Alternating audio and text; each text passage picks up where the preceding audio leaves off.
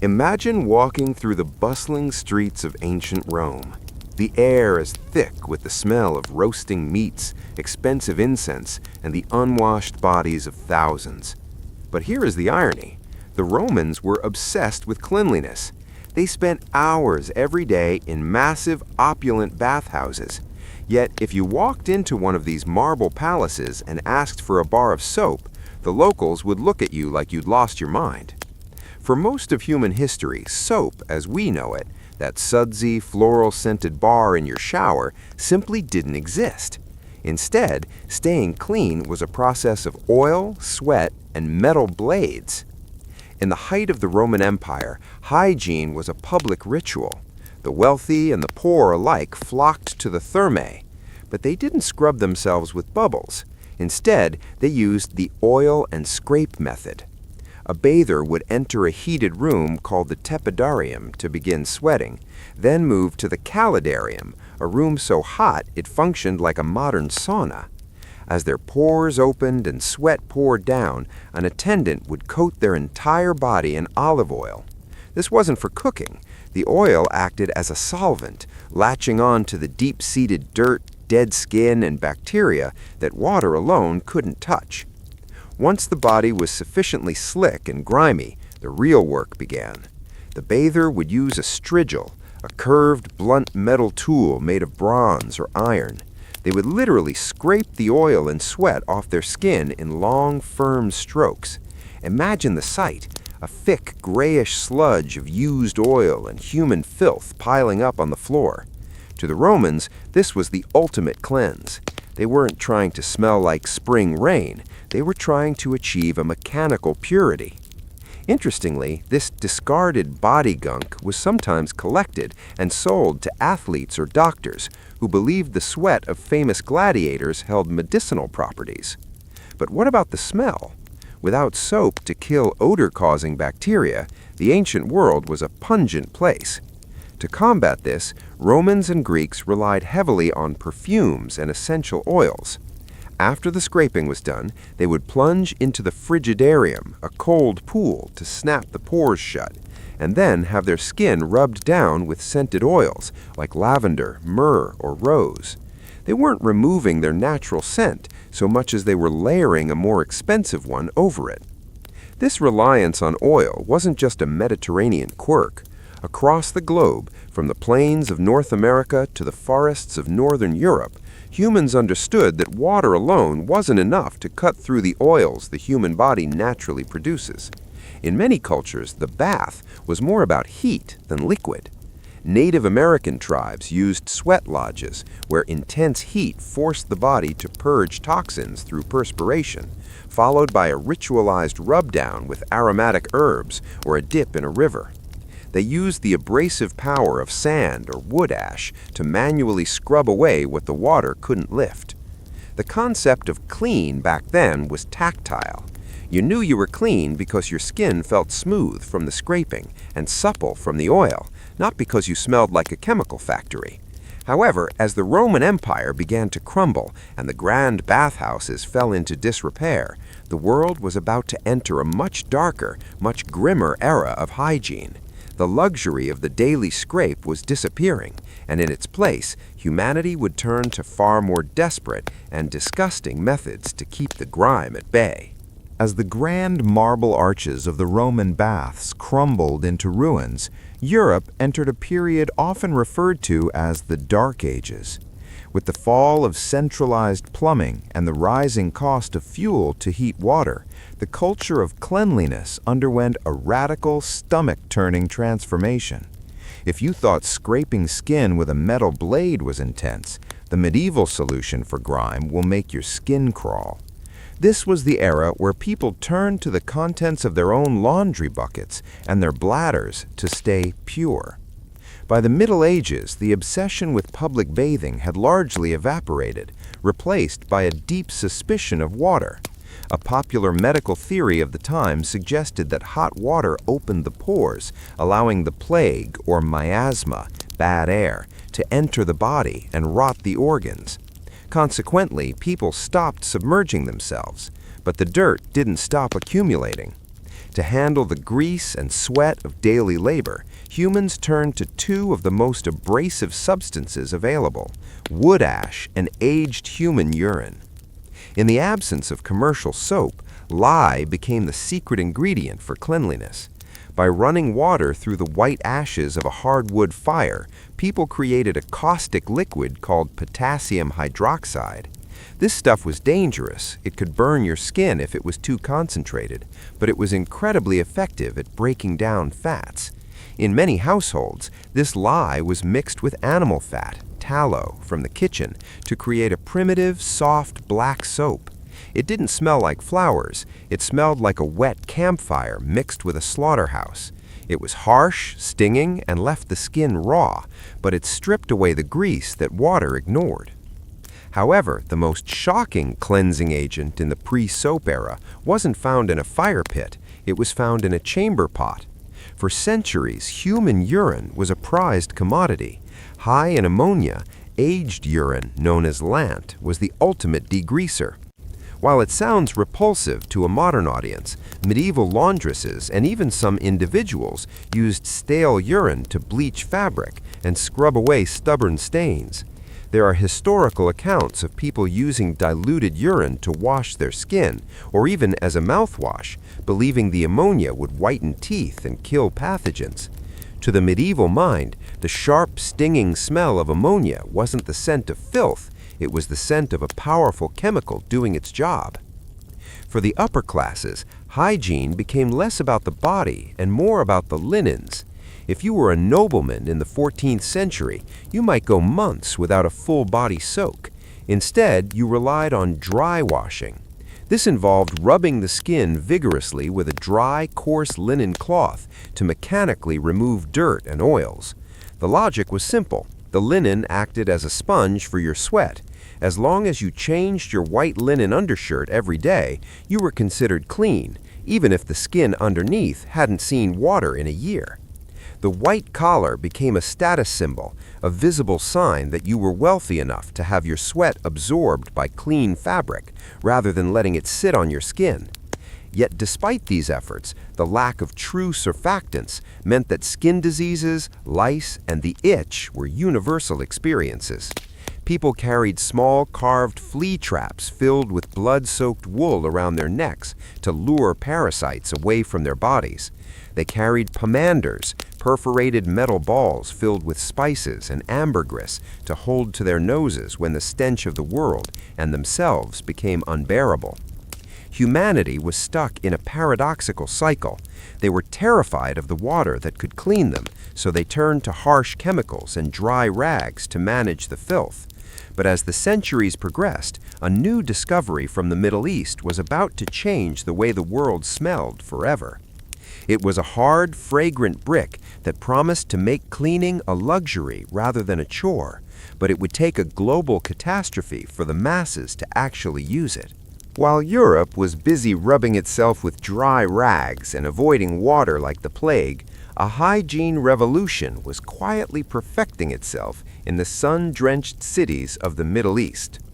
While a Londoner in the 1200s might go their entire life without touching a piece of true soap, citizens in places like Aleppo, Syria, and Nablus were walking through markets filled with stacks of green, earthy-smelling bricks. This was the gold standard of cleanliness, and it was about to change the world, though it would take a few hundred years and a lot of blood for the West to catch on. The secret was Aleppo soap. Unlike the harsh, caustic lye and animal fat concoctions of the North, Mediterranean soap makers discovered a brilliant chemistry hack. They combined olive oil with soda ash, derived from burned sea plants, and a very special ingredient, laurel oil. This mixture wasn't just a cleaner, it was a medicine. It was boiled in massive vats for days, poured out onto stone floors to harden, and then cut into blocks and stacked in towering racks to cure for nearly a year. The result was a hard, mild bar that could actually kill bacteria without burning the skin off your bones. When the Crusaders returned from the Holy Land, they brought more than just stories of war. They brought these mysterious green bricks. For the first time, Europeans encountered something that produced a rich, creamy lather. It felt like a miracle. Suddenly, washing wasn't a painful chore involving urine or wood ash. It was an experience. However, there was a massive catch: cost. Because olive oil had to be imported and the process was so slow, a single bar of soap, Castile or Aleppo, could cost as much as a high-end watch today. By the 16th and 17th centuries, soap had become the ultimate flex for the aristocracy. If you had a bar of soap on your vanity, you were signaling that you were unimaginably wealthy. King Louis XIV of France was famously obsessed with his appearance, yet even he lived in a palace of Versailles that lacked basic plumbing. To stay clean, he and his courtiers used soap sparingly, mostly for their hands and faces, while using heavy powders and wigs to hide the fact that their bodies were still largely unwashed. This created a bizarre hygiene divide. The poor were still using harsh black soap made from kitchen grease and wood ash, which was so abrasive it often caused skin sores, while the rich were preening with scented Spanish soap. But a shift was coming. The Industrial Revolution was looming, and scientists were beginning to realize that the invisible monsters, germs, killing thousands in overcrowded cities, could be defeated by the very thing the rich used for vanity. The turning point came with a breakthrough in chemistry. In the late 1700s, a Frenchman named Nicolas Leblanc figured out how to manufacture soda ash from common salt. Suddenly, the most expensive ingredient in soap became dirt cheap. You no longer needed rare sea plants or imported oils. Soap could now be mass-produced using cheap tallow and factory-made soda. But even with cheaper soap, people still didn't want to wash. The old fear of water persisted. It took a series of devastating cholera outbreaks and the horrors of the Crimean War for the public to realize that smelling bad wasn't just an inconvenience, it was a death sentence. The era of the Great Stink was about to end, as soap transitioned from a luxury of the elite to a weapon of survival for the masses. By the mid-1800s, the world was reaching a breaking point. Cities like London, New York, and Paris were exploding in population, but their hygiene habits were still stuck in the Middle Ages. Tens of thousands of people were crammed into narrow tenements with no running water and shared outdoor privies. The result was a physical and sensory nightmare. The streets weren't just dirty, they were coated in a layer of horse manure, human waste, and industrial soot.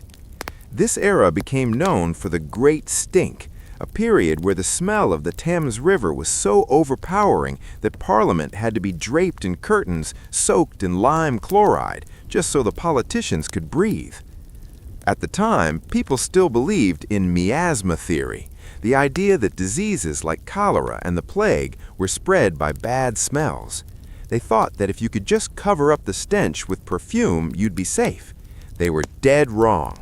It took a quiet revolution in a London laboratory and the blood-soaked bandages of a war zone to finally convince the world that soap wasn't just for looking pretty, it was a literal lifesaver. Enter Florence Nightingale and the sanitary movement. During the Crimean War, Nightingale noticed that more soldiers were dying from infections and filth in the hospitals than from actual bullets on the battlefield. She didn't know about bacteria yet. That discovery was still a few years away, but she had a hunch. Scrubbing the floors, the walls, and the skin of the patients with soap and hot water drastically lowered death rates. She turned hospitals from death traps into clean sanctuaries. When she returned to England, she became a hero, and her message was clear: soap equals survival. Then came the scientific smoking gun. Louis Pasteur and Robert Koch proved the germ theory of disease. They showed the world, through the lens of a microscope, that invisible organisms were the real killers. Suddenly, that layer of body oil and city grime that people had ignored for decades wasn't just dirt, it was a breeding ground for monsters. The public was terrified. the demand for soap skyrocketed overnight. Sensing a massive business opportunity, entrepreneurs began to market soap like never before. This was the birth of the modern advertising machine. Companies like Pears, Lever Brothers, now Unilever, and Procter & Gamble realized they had to change the public's mindset. They stopped selling soap as a chemical cleaning agent and started selling it as a ticket to social status and health. They used fear marketing to convince mothers that if their children weren't scrubbed pink with soap, they would fall ill and die. They created beautiful, colorful posters featuring clean, angelic children and pure white bars of soap. In the United States, the brand Ivory became a sensation because it was 99 44/100% pure and it floated in the bath, a novelty that made it less likely to be lost in the murky water of a shared tub. But there was still one problem: the bath itself. Even with cheap soap, most people didn't have a bathroom. Taking a full bath meant hauling heavy buckets of water from a communal pump, heating them over a coal fire, and pouring them into a tin tub in the middle of the kitchen. Because it was such an exhausting process, the whole family would often use the same water. The father would go first, followed by the mother, and by the time the youngest child got in, the water was a cold, soapy sludge of everyone else's dirt. This is where the term "don't throw the baby out with the bathwater" comes from. The water would be so dirty and opaque by the end that you literally couldn't see the infant at the bottom. However, the invention of the pressurized water heater and the porcelain throne was about to change everything. We were moving away from the era of struggling to stay clean and into the era of the daily shower, a luxury that would have been unimaginable to even the richest kings of the past. By the dawn of the 20th century, the battle for hygiene moved from the laboratory to the home. The industrial world was finally waking up to a reality we take for granted today, that cleanliness should be a right, not a luxury. But the transition wasn't just about chemistry, it was about engineering. The invention of the modern pressurized water system and the porcelain enameled bathtub transformed the bathroom from a dark, smelly corner of the house into a gleaming sanctuary of health. For the first time in human history, hot water was available at the turn of a tap. You no longer had to haul buckets or scrub yourself with caustic lye made from fireplace ashes. With the arrival of the great American bathroom, the ritual of the daily shower began to take shape. But as the physical barriers to staying clean vanished, a new psychological force took over: the fear of being offensive. In the 1920s and 30s, soap companies realized they had a problem. People were already using soap to get clean, so how could they sell more? The answer was social anxiety. Marketing experts invented terms like body odor, or BO, and halitosis to make people feel insecure about their natural scent. Before this, smelling like a human was just a part of life. After these campaigns, smelling like anything other than a spring breeze or fresh pine was a social death sentence. Soap was no longer just a weapon against germs, it was a shield against social rejection. This era saw the rise of synthetic detergents. During World War II, there was a shortage of the animal fats and vegetable oils used to make traditional soap. Scientists responded by creating synthetic cleansers from petroleum and alcohols. These weren't actually soap in the traditional sense. They were complex chemicals designed to strip away every single trace of oil from the skin. This gave us the squeaky clean feeling that modern U.S. audiences are obsessed with today. Today, we live in the cleanest era in human history. We have body washes with exfoliating beads, antibacterial gels that kill 99.9% of germs, and showers that mimic tropical rainfalls. We look back at the Roman scrape or the medieval urine wash with genuine horror. But ironically, some modern scientists are beginning to wonder if we've gone too far. The hygiene hypothesis suggests that by scrubbing away every single microbe and natural oil with harsh synthetic soaps, we might be making our immune systems lazy and our skin more sensitive. Think about it. For thousands of years, our ancestors survived by scraping their skin with bronze blades, sweating in lodges, and using the harsh power of wood ash. They didn't have ocean mist-scented body wash, yet they built empires, explored oceans, and survived plagues. They lived in a world of grit, grease, and grime, where clean was a hard-won victory of human ingenuity over the elements. The next time you step into a hot shower and reach for that sudsy bar of soap, take a second to look at it.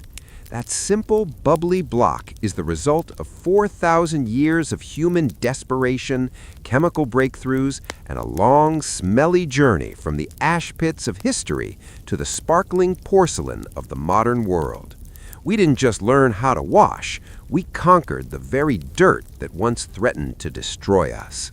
As we move deeper into the 21st century, the story of hygiene is taking a bizarre, full-circle turn. For decades, the mantra was, "Kill every germ." We developed soaps so powerful they could strip the grease off a car engine, and we applied them to our delicate skin every single morning. But as we sit in our sterile, climate-controlled homes, a new realization is dawning on the scientific community. In our rush to escape the filth of the Middle Ages, we may have accidentally scrubbed away our best defense. The clean world we've built is a biological desert. In the past, when humans used wood ash or simple olive oil soaps, they were removing surface grime but leaving behind the skin microbiome, a complex ecosystem of good bacteria that lives on our bodies. These microbes act like a living suit of armor, fighting off infections and keeping our skin hydrated. By using modern, high-foaming synthetic detergents and antibacterial gels, we aren't just cleaning ourselves, we are clear-cutting the forest of our skin. This has led to a fascinating movement in the US and Europe, the no-soap or low-soap trend. Some people are intentionally moving back toward the ancient Roman philosophy of oil-based cleansing.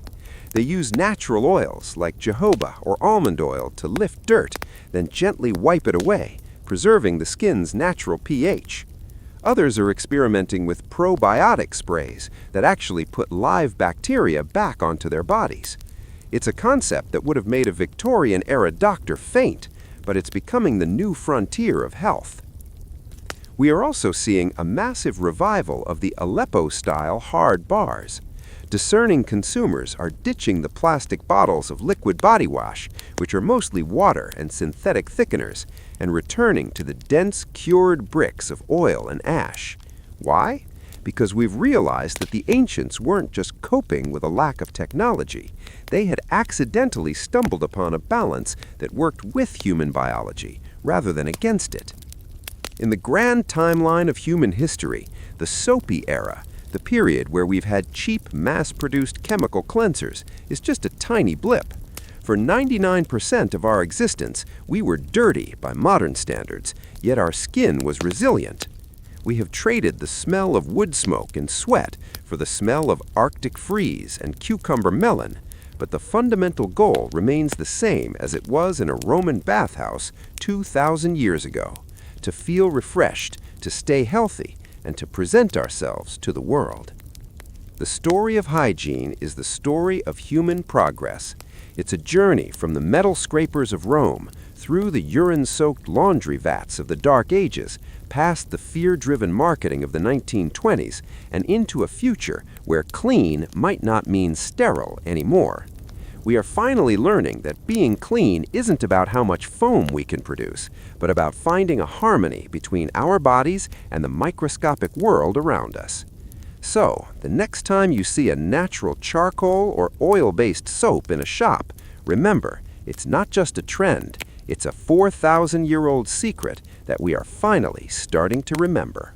While Europe was struggling with its great stink and the Romans were scraping their skin with metal, other corners of the globe were using the earth itself as a pharmacy. If you were a traveler in the pre-soap world, the smell of a human varied wildly depending on the geography. People didn't just wait for soap to be invented, they turned their environment into a laboratory. In the deserts of the Middle East and the American Southwest, water was more precious than gold. You couldn't afford to waste a gallon of water on a bath. Instead, people practiced dry bathing. Fine, sun-baked sand was used as a natural exfoliant. The grit would be rubbed vigorously over the skin to friction away dead cells and oils, then dusted off. It was a brutal but effective way to stay clean without a single drop of moisture.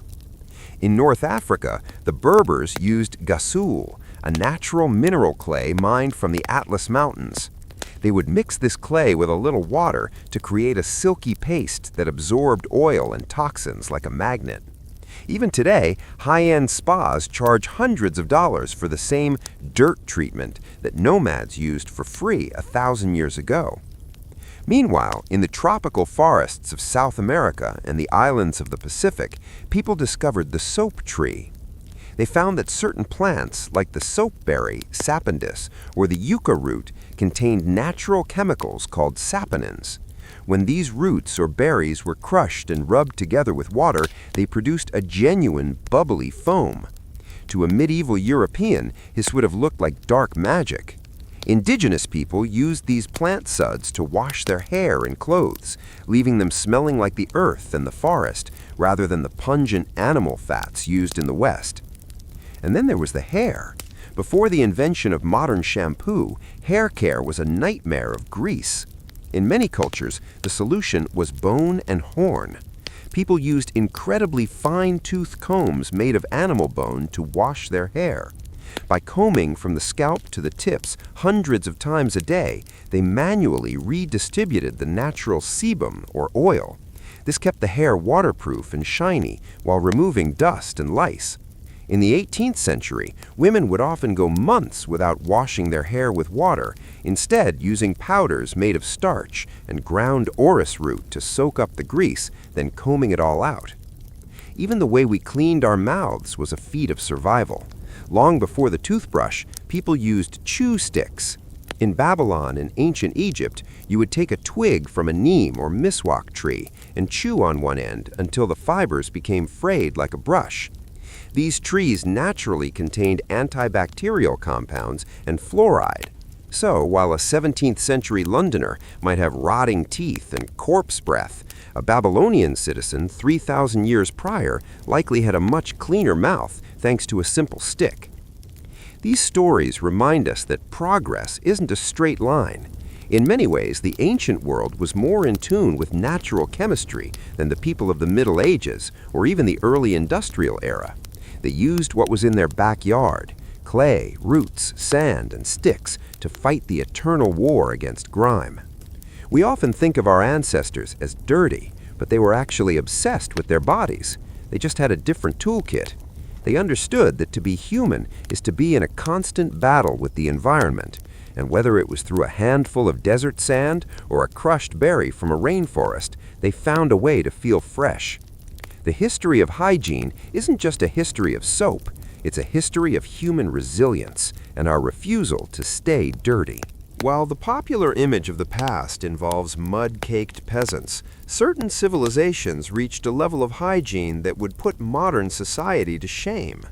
However, their methods were far from what we would consider relaxing.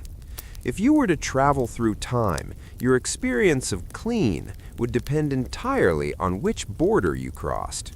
In the frozen north, the Vikings were surprisingly the clean freaks of Europe. While the Anglo-Saxons often viewed them as barbarians, English chroniclers complained that the Vikings were too clean and thus too attractive to English women. Why? Because the Vikings bathed every Saturday, Laugardagar, which literally means washing day. They utilized the sauna, a practice where they would sit in a room filled with steam from hot rocks and then beat their skin with birch branches. This wasn't a punishment. The branches stimulated blood flow and helped whip the sweat and toxins out of the pores. They followed this with a plunge into a freezing river.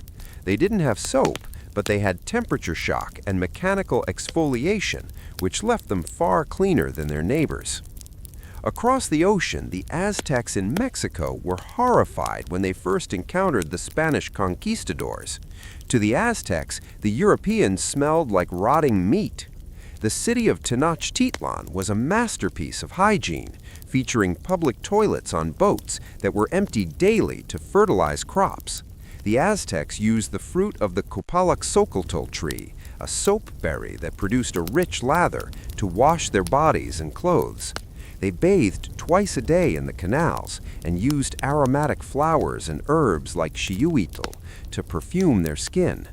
While London was throwing sewage into the streets, the Aztecs were using a complex system of aqueducts to keep their citizens smelling like botanical gardens. In the Far East, particularly in ancient Japan and China, cleanliness was tied to spirituality. Before the widespread use of soap, the Japanese focused on the sento, the public bath.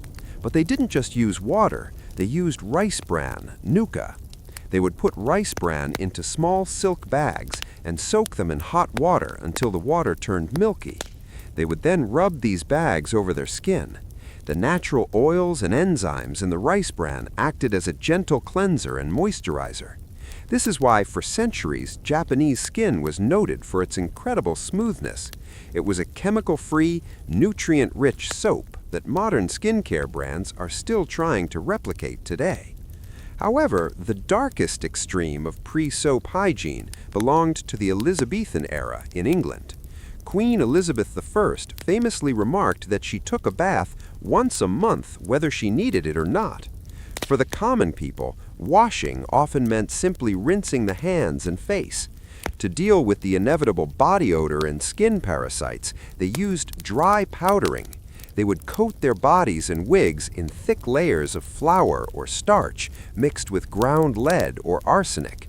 They weren't cleaning the dirt, they were burying it under a layer of white dust. This created a toxic cycle where the cleaner you looked, the whiter your skin, the more you were actually poisoning yourself with heavy metals. Looking at these global extremes, we see a recurring theme. Human beings have an innate desire to be pure, but our definition of purity is shaped by what we have available.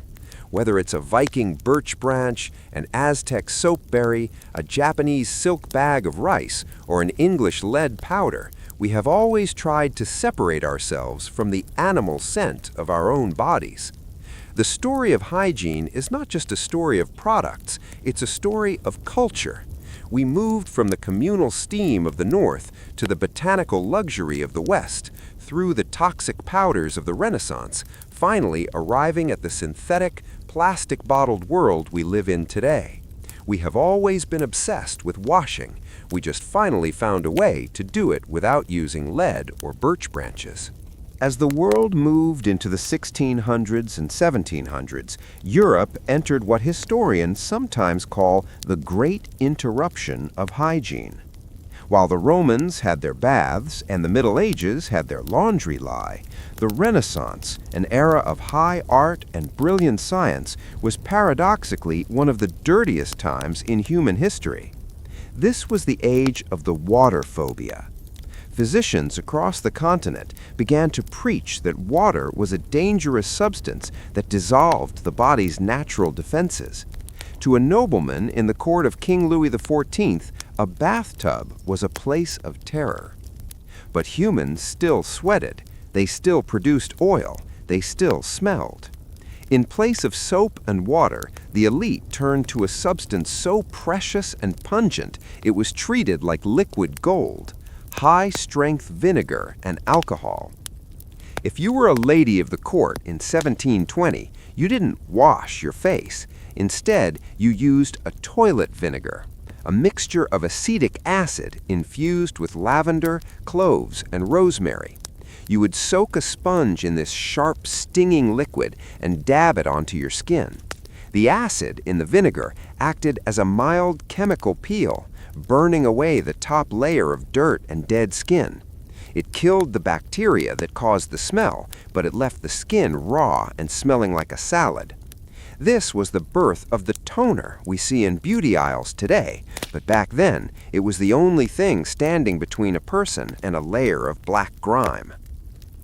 For the hair, which could not be easily vinegared, people turned to dry clay and powdered bone.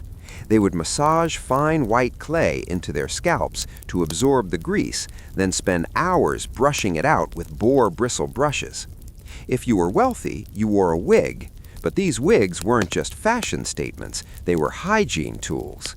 You could shave your actual head, eliminating lice and sweat, and send your hair, the wig, to a specialist who would bake it in an oven to kill the parasites and then repowder it with scented flour. In the streets, the common people were finding their own ways to cope. Since they couldn't afford lavender vinegar, they used fuller's earth. This was a naturally occurring clay that was incredibly effective at absorbing lanolin, sheep grease, from wool. People realized that if it worked for a sheep's coat, it would work for a human. They would dust their bodies in this clay and then rub it off with a coarse rag. It was a dusty, messy existence, but it was the only way to remove the stickiness of life in an era before plumbing. But the most bizarre hygiene hack of this era was the use of silk. People noticed that lice and fleas had a hard time gripping onto the smooth fibers of silk compared to the rough loops of wool or linen. If you were rich enough to wear silk undergarments, you were literally cleaner because the parasites couldn't stay on you. Cleanliness became a game of fabrics and chemistry rather than a game of water. This era of dry washing only came to an end when the first modern chemical factories began to pop up. Scientists were starting to realize that the vapors and miasmas they feared weren't coming from the water, they were coming from the very filth they were trying to hide under their powders and vinegars. The stage was being set for the sanitary revolution, where the world would finally stop being afraid of the bath and start being afraid of the invisible germs hiding in the grease. As the 18th century rolled into the 19th, a strange and desperate phenomenon began to sweep across Europe and the American colonies: the rise of the soap pirates. We often think of smuggling in terms of gold, rum, or silk, but for decades, one of the most dangerous and profitable black market goods was a simple bar of soap. This wasn't because soap was hard to make, but because governments had realized that cleanliness was a taxable commodity. In England, the soap tax was so high that soap was treated like a luxury jewel, and the government even went so far as to put padlocks on soap boiling pans at night to prevent people from making illegal bubbles. Because of this tax on cleanliness, the average person was forced back into the shadows of grime. To avoid the high cost, people began to brew moonshine soap in secret basements and forest clearings. These soap pirates would take any grease they could find, rancid kitchen drippings, dead animal carcasses, and even industrial waste, and boil it with smuggled potash. The result was a foul-smelling, illegal substance that was sold door to door in the middle of the night. If caught, these clandestine soap makers faced massive fines or even imprisonment. For nearly 150 years, being clean was a crime for the poor. In the United States, particularly on the frontier, the soap black market took a different form. Pioneers couldn't wait for expensive imported bars from Europe, so every household became a mini factory. This led to the dreaded Soap Day, an event that every colonial child feared.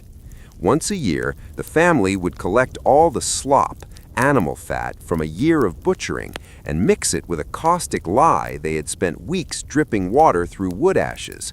The process was dangerous, the fumes were toxic, and if the lye touched your skin, it would leave a permanent scar. This frontier soap was so harsh that it was used for everything from scrubbing floors to washing hair.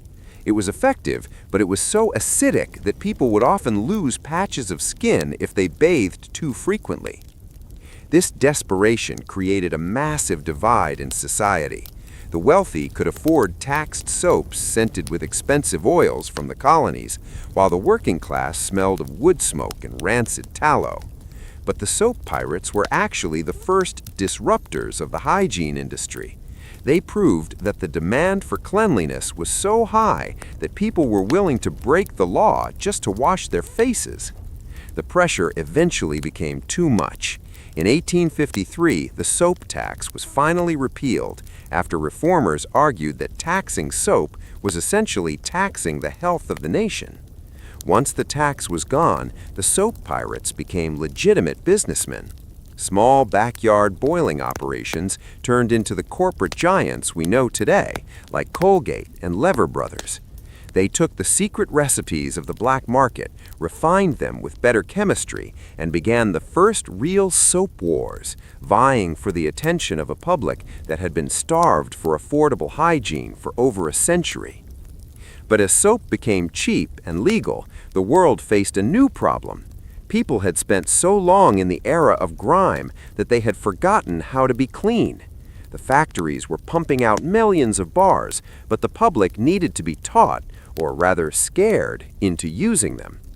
This set the stage for the most aggressive marketing campaign in human history, where dirt was officially rebranded as a social sin and a gateway to death. By the mid-1800s, soap was finally legal, cheap, and mass-produced, but the world was still a muddy, smelly mess. The working class, who had spent generations avoiding water due to the soap tax and the fear of miasma, didn't immediately jump into the tub.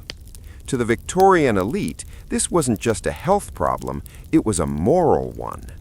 They believed that cleanliness was next to godliness, and they launched a campaign to civilize the masses through the power of scrubbing.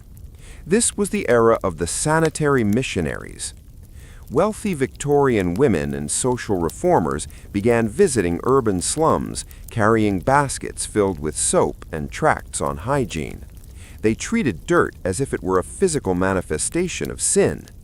Cleanliness schools were established for children, where the first lesson of the day wasn't reading or writing, but the hand inspection. Teachers would line children up and scrub their hands with harsh carbolic soap until their knuckles were red and raw. If a child showed up with a smudge of soot on their face, they were often publicly shamed. The goal was to create a new generation that felt morally disgusted by their own natural oils. This era also saw the rise of the public bath and wash house. Since most tenement buildings still lacked running water, the government built massive cathedral-like buildings where people could pay a penny to scrub themselves in a private stall. But these weren't just places to get clean, they were places of intense surveillance. Attendants would time the bathers, ensuring they didn't waste water, and would often lecture them on the proper way to use a wash rag. The act of washing became a performance of good citizenship. If you weren't clean, you were seen as a threat to the empire. To fuel this obsession, soap companies began to use the most powerful weapon in their arsenal: nationalism. Advertisements started showing soap being carried to dark corners of the world by soldiers and explorers.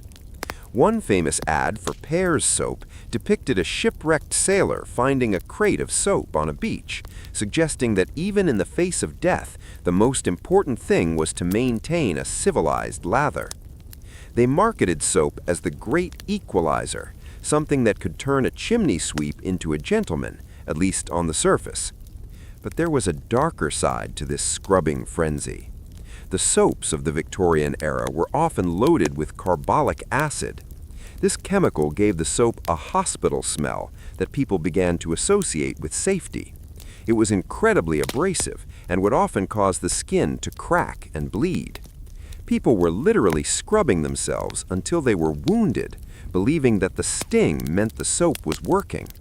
They were so terrified of the invisible germs they had just learned about that they turned their daily wash into a form of ritualized penance. This was the moment when the modern bathroom began to take its final form. It was no longer a shared tin tub in the kitchen. It was becoming a dedicated tiled room, a laboratory for the body. The gospel of scrubbing had succeeded. By the time the 19th century ended, the fear of water had been replaced by a total, all-consuming fear of dirt. The world was finally ready for the 20th century, the century of the deodorant, the shampoo, and the beauty bar. As the 20th century dawned, the gospel of scrubbing had cleaned the world's hands, but a new, more invisible enemy was about to be targeted: the human scent itself. Before 1910, if you walked into a crowded room, you smelled people. It was natural, expected, and mostly ignored. But as the industrial machine perfected the mass production of soap, corporations realized they had hit a ceiling. Everyone already had a bar of soap. To keep profits growing, they had to invent a new reason for people to buy products. They had to turn the natural smell of a human body into a social catastrophe. This was the birth of the body odor, BO, panic. In one of the most successful psychological operations in history, advertisers stopped talking about germs and started talking about rejection. In 1919, a brand called Odorono, a play on odor, oh no, launched an ad campaign in Ladies' Home Journal that changed everything. It featured a beautiful woman and a handsome man dancing, with the caption, "Within the curve of a woman's arm." It suggested that even if a woman was beautiful and smart, she could be secretly offensive to her partner without knowing it. The ad was so shocking for its time that women canceled their subscriptions in protest, but the message stuck. You are a walking social hazard, and only our product can save you. This was a radical shift from the pre-soap era. For thousands of years, humans had used heavy perfumes to layer over their scent. Now the goal was total chemical silence. This led to the invention of the modern grooming routine. Soap was no longer enough. Now you needed a separate deodorant to kill the bacteria under your arms, a shampoo to strip the oil from your hair, a word borrowed from the Hindi champo, meaning to massage, and a mouthwash to kill halitosis, a medical-sounding term for bad breath that was actually plucked from an old Latin dictionary by Listerine marketers to make a common condition sound like a disease. The daily shower became the ultimate American ritual. In the 1930s and 40s, as suburban homes were built with dedicated bathrooms and water heaters, the Saturday night bath was replaced by a daily morning scrub.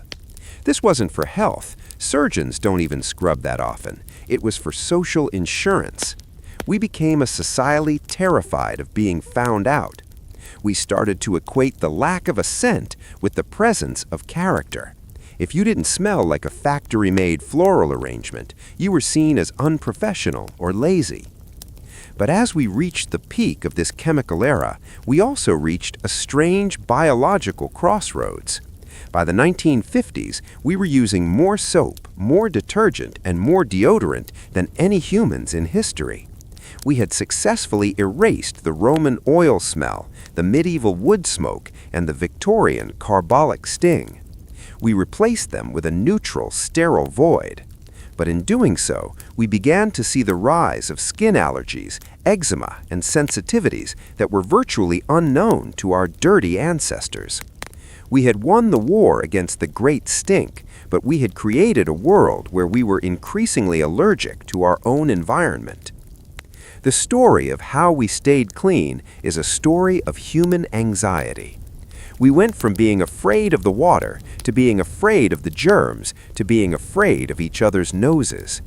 Today, when you stand in the soap aisle and see 500 different versions of clean, you aren't just looking at products. You are looking at the remnants of every era we've lived through. The oils of Rome, the lie of the frontier, the fears of the Victorians, and the marketing genius of the 1920s. We have finally achieved the dream of being perfectly clean, but we are still searching for that ancient balance our ancestors had in the Roman baths, a way to be clean that still feels human. While we've covered the grand shifts in history, from Roman oils to the marketing of BO, there exists a secret museum of human history filled with the weirdest, most specialized hygiene gadgets ever invented. These deleted scenes show the true desperation of a species trying to stay clean when the world was working against them.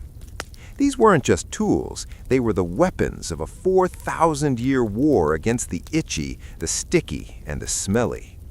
Perhaps the most iconic gross-out tool was the flea trap. In the 17th and 18th centuries, soap was rare and bathing was feared, making body lice and fleas an inescapable part of life, even for royalty. To combat this, the elite wore flea traps around their necks or tucked into their elaborate wigs. These were small, hollow cylinders made of ivory, gold, or silver, perforated with tiny holes. Inside, the wearer would place a piece of cloth soaked in blood and honey. The idea was to lure the fleas away from the human skin and into the trap. At the end of the day, a servant would open the trap and shake the drowned or stuck insects into the fire. It was a sophisticated, high-fashion solution to a very itchy reality. Then there was the back scratcher of the aristocracy. Because the elaborate tower wigs of the Victorian and Georgian eras were rarely taken off and were filled with starch and pomade, the scalp would become unbearably itchy. It was considered unbecoming for a lady to stick her fingers into her wig to scratch. Thus, the wig scratcher was born, a long, slender rod made of bone or wood with a tiny carved human hand at the end. These fingers were designed to slide under the wig and provide relief without disturbing the powdered masterpiece on top. But what about the parts of the body soap couldn't reach?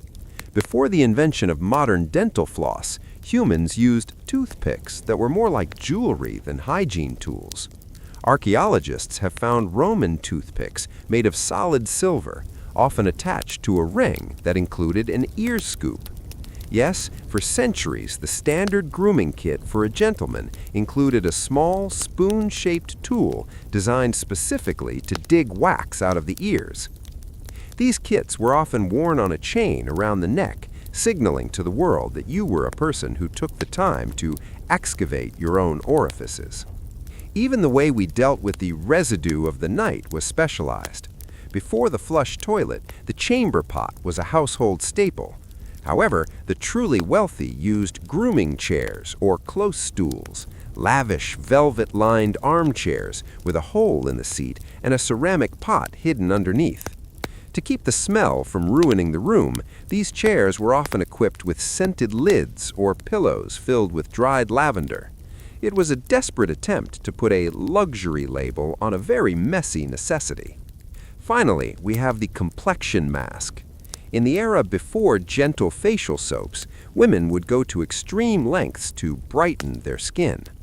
In the 19th century, this included the toilet mask or face glove. These were rubber masks worn overnight that were designed to induce heavy perspiration. The theory was that if you sweated enough into the rubber, the impurities would be sucked out of your skin. It was essentially a localized, wearable sauna that often left the wearer smelling like a tire fire, but convinced they were purified. These gadgets remind us that humanity has always been willing to endure discomfort, chemicals, and even weird mechanical arms just to achieve a feeling of cleanliness. We look at a silver ear scoop or a blood-soaked flea trap and laugh, but they were the pioneers of the bathroom cabinet. Every time you use a cotton swab or a piece of dental floss, you are using the modern, sanitized version of a tool that someone once had to carve out of a bone just to survive the day without itching. If life on land during the pre-soap era was a struggle for cleanliness, life at sea was a descent into a salty, humid purgatory. For the sailors of the 17th and 18th centuries, a voyage across the Atlantic or to the East Indies meant months packed into a wooden hull with hundreds of other men, rats, and livestock. In this environment, clean wasn't about aesthetics. It was a desperate battle against scurvy, typhus, and a layer of salt crust that could literally eat away at a man's skin. The first thing a modern person would notice on a tall ship was the lack of fresh water. Every drop of fresh water was precious, guarded like gold for drinking and cooking. You didn't waste it on washing your face. Instead, sailors relied on the only thing they had in abundance, the ocean. But there was a catch. Salt water does not play well with traditional soap, even if they had it. The minerals in seawater prevent soap from lathering, turning it into a waxy, useless scum. To get clean, sailors had to turn to mechanical scrubbing. This led to the ritual of the Holy Stone. Every morning at dawn, the crew would get on their hands and knees to scrub the wooden decks with sand and large blocks of sandstone, which they called holy stones because they looked like Bibles and forced the men into a kneeling position. This wasn't just for the ship. The abrasive sand and lime used on the wood often became the only cleanser the men had for their own hands and feet. The friction of the sand was the only way to strip away the tar, a mixture of pine resin and oil that sailors used to waterproof the ropes, which inevitably coated their skin in a sticky black film. For their bodies, sailors practiced the tow-line bath. During calm weather, a man might tie a rope around his waist and jump into the ocean while the ship was moving slowly. The pressure of the ocean rushing past acted like a high-pressure hose, stripping away sweat and parasites. However, this was incredibly dangerous due to sharks and the risk of being left behind. For those who stayed on deck, the shower was often just a bucket of seawater thrown over the head, followed by a vigorous rub-down with a coachal, a piece of old frayed rope.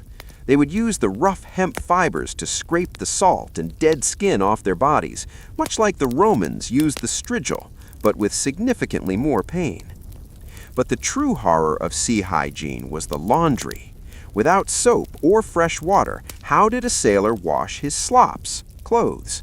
They used urine vats. Sailors would save their urine in large tubs to age.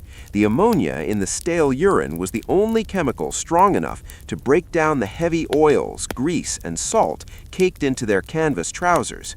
They would stomp on their clothes in these tubs of urine, then drag them behind the ship in a net for a rinse in the ocean. The result was clothing that was technically clean of grease, but smelled like a chemical explosion. For the lice that infested the cramped sleeping quarters, sailors would smoke their clothes.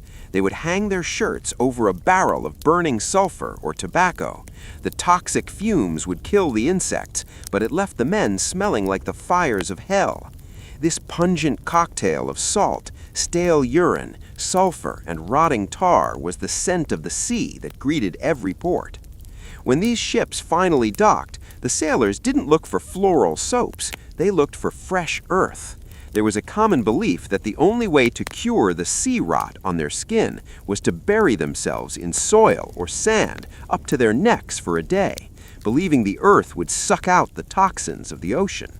It was a brutal, gritty existence where cleanliness was something you survived rather than something you enjoyed. If you think being a king or queen meant being the cleanest person in the room, history has a smelly surprise for you. In the grand courts of Europe, from the Tudor palaces of England to the glittering halls of Versailles, cleanliness was a theatrical performance that often involved almost no water at all. While the peasants were scrubbing themselves with sand and lye, the monarchs were living in a golden haze of sweat, expensive perfume, and silk, believing that their royal blood was somehow purer than the grime on their skin. Take, for example, King Louis XIV of France, the Sun King. He built the Palace of Versailles, the most opulent building in the world, yet it famously lacked a functional sewage system. Louis XIV was terrified of the bath. He reportedly only took 2 full baths in his entire adult life on the advice of his doctors, who believed water weakened the spirit. To stay clean, the king followed a ritual of dry toileting. Every morning, he would be rubbed down with a piece of white linen soaked in spirits or wine. He would change his white linen shirt several times a day, believing that the fabric would draw out the poisons from his skin. To the king, the whiteness of his shirt was proof of his purity, even if the body underneath hadn't been scrubbed in years. Because the king didn't wash, he smelled. To mask the scent of the royal body, Versailles became a battlefield of perfumes. The court was obsessed with mousseline and ambergris. They didn't just spray perfume on their skin. They drenched their wigs, their gloves, and even the walls of their rooms in heavy, musky scents. This created a suffocating atmosphere where the sweet smell of jasmine fought for dominance over the underlying scent of unwashed flesh and the night soil that was often dumped into the palace courtyards. The hygiene of the queen was even more complicated.